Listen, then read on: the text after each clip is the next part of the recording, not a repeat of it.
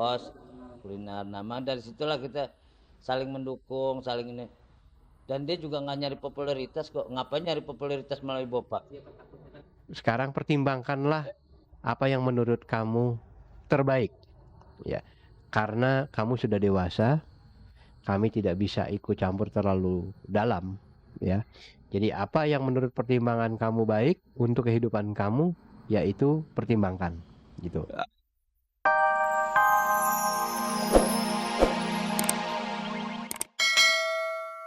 Misal ya kita sih cuma doa ya berbahagia lah. Mungkin terakhir ngeliat anaknya kita kan, mungkin ngeliat mudah-mudahan anak gua nggak belangsak atau itu gitu. Alhamdulillah dia senyum.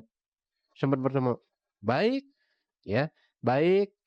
Kemudian ya mungkin juga karena sudah lama tidak bertemu dengan Bopak, kadang-kadang masih ada canggung, ya. Itu sih menurut saya biasa.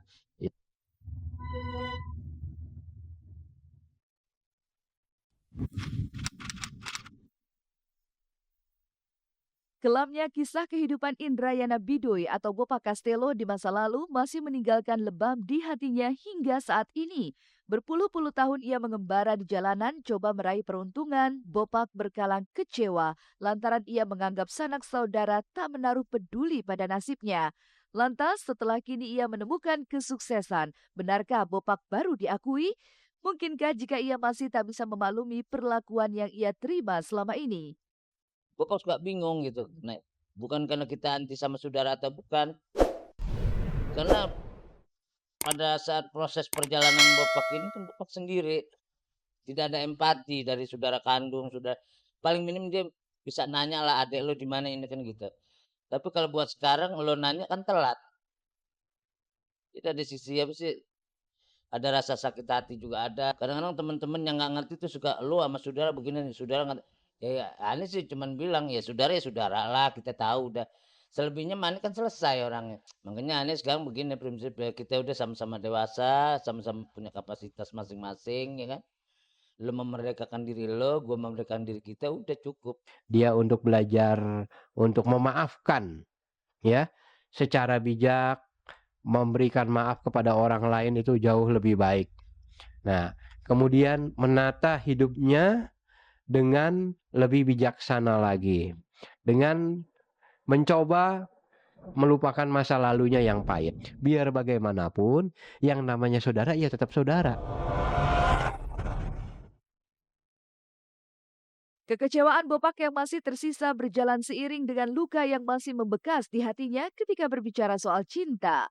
Bopak Castello ternyata pernah membina rumah tangga dan dikaruniai satu orang anak. Tapi Bopak harus nelangsa saat tahun 2011 lalu istri Bopak pergi meninggalkannya. Kala itu Bopak belum siapa-siapa. Ia juga mengaku bahwa ia dan sang istri telah bercerai secara agama. Tapi benarkah Bopak tengah bersiap melegalkan perceraiannya itu secara hukum? Iya kita ada kesalahan lah dalam memilih ya. Karena dulu niat kita itu lillahi ta'ala untuk mengangkat derajat perempuan. Wanita itu menjadi istri yang baik buat Bopak. Kita bertanggung jawab pada saat itu. Ya walaupun ini mungkin dipolitisir kan. Dia lebih memilih hidup yang bebas, hidup sama teman-temannya daripada sama keluarga kan gitu. Ya kita anggap ya kita udah cari kalau secara agama kita mah udah selesai. Ya karena kan dia kabur dari rumah. Ya 2011-an lah. Nah sekarang kalau dia misalnya udah sekian tahun baru datang lagi ke kita buat apaan? Terus setelah kita angkat kehormatannya malah lu nggak ngormatin suami lo. Ya kan gitu. Nah sekarang yang salah di mana? Nah sekarang lo bawa anak lo ke studio nggak tahu malu bawa begitu. Hah?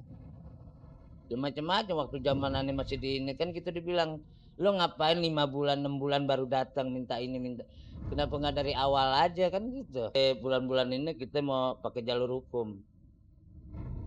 Paling jalur hukum ya terserah nanti di pengadilan tuh apakah anak ikut bapak atau ikut emaknya tapi yang bapak prinsip begini kalau ikut emaknya bapak nggak mau tanggung jawab.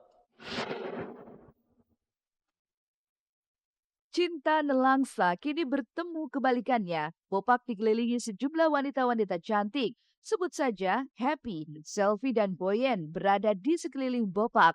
Tapi siapa yang akan mengisi hati komedian satu ini? Mengapa Bopak terkesan begitu mudahnya menyatakan cinta pada setiap wanita? Tapi mereka nih semuanya kan orang baik semua, orang yang tulus. Kedua, ngertilah. Karena kan berprinsip kayak begini, kita walaupun udah dekat, kalau jodoh belum tentu dapat kan belum tentu dapat. Tapi ya mudah-mudahan dengan kita ini kenal semua, mau putus mau enggak, tapi akan menjadi sahabat yang baik. Karena perempuan ini gudangnya inspirasi kita, kaum lelaki gitu. Inspirasinya seperti apa tuh, Bang? Ya, Inspirasi banyak. kasih semangat, kasih apa kayak sekarang kan kayak Happy, kayak Silvi, itu ngasih semangat kita. Kayak Boyen, Gua nggak disebutin. ya kayak Boyen ngasih semangat juga. Dan Pacarnya Happy. kan tiga-tiganya pacar. Pengertian ngelamar di sini maksudnya dalam hati ini gerbang hati doang. Pengertian terakhirnya kan balik lagi Happy ke keluarga. Karena Bopang ini udah menganggap Happy ini udah bagian dari segala-galanya. 5 tahun dia ini orang nggak pernah nuntut, nggak pernah apa. Kedua kita saling support terus. How can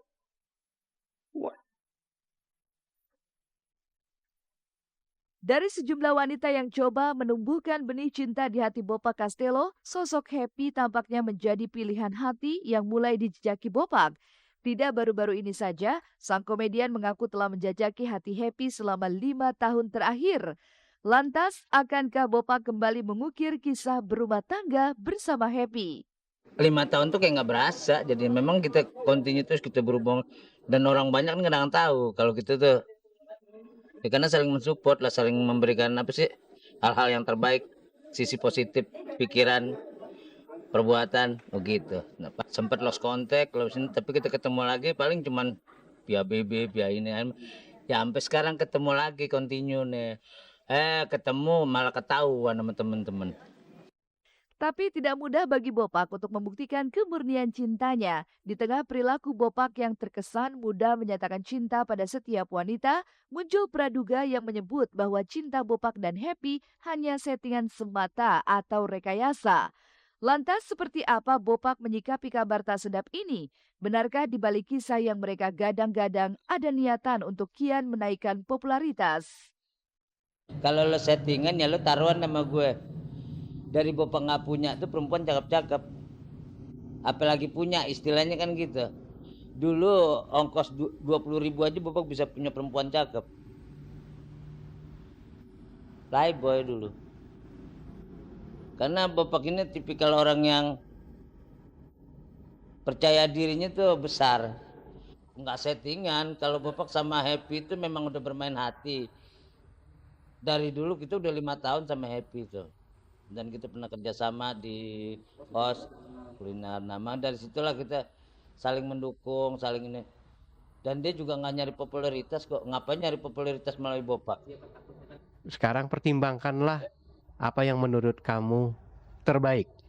Ya, karena kamu sudah dewasa, kami tidak bisa ikut campur terlalu dalam. Ya, jadi apa yang menurut pertimbangan kamu baik untuk kehidupan kamu, yaitu pertimbangkan. Gitu. Lagu yang biasa suka saya nyanyiin buat Bilkis gitu ya setiap hari gitu.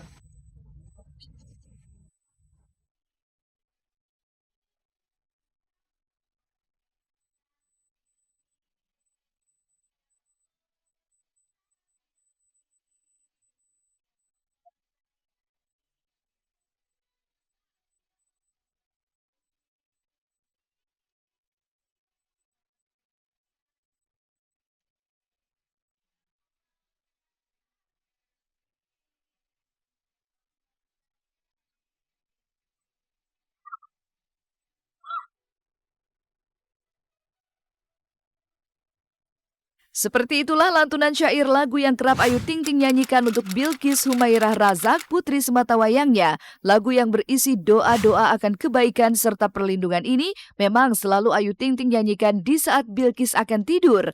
Lantas, apa saja makna di balik lantunan lagu yang kerap Ayu nyanyikan itu? Lindungi Bilkis. Jadi maksudnya ya Allah, walaupun orang-orang nanti ada orang-orang yang ingin menzolimi anak saya atau apapun itu, lindungilah anak saya selalu. Gitu. Ya Allah, sehatkan Bilqis. Ya Allah, tolong selalu kasih kesehatan buat anak saya. Jangan sampai kasih sakit atau rasa sakit atau disakitin siapapun, sedikit pun jangan sampai.